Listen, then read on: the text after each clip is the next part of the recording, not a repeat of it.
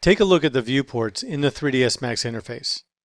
You'll notice that they're not taking up the entire screen.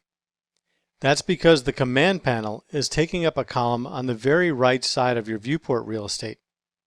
When working with 3ds Max, there are many times when you want to work with a little bit more screen room.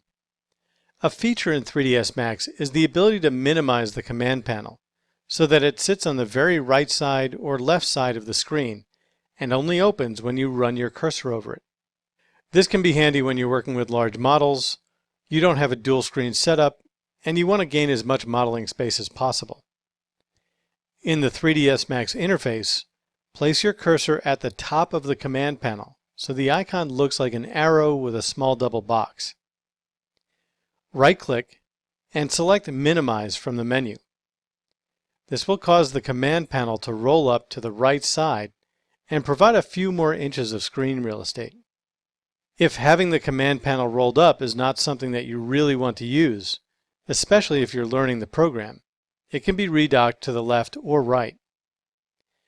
Go ahead and do this by placing your cursor over the command panel so it flies out. This is going to have to be done fairly quickly because it will want to roll back up. Go to the top where the cursor changes, right-click, then click on Float. This will float the command panel. Now, right-click on the top of the command panel dialog, select the Dock tool from the menu, and select Right. This will re-dock the command panel back to the right side.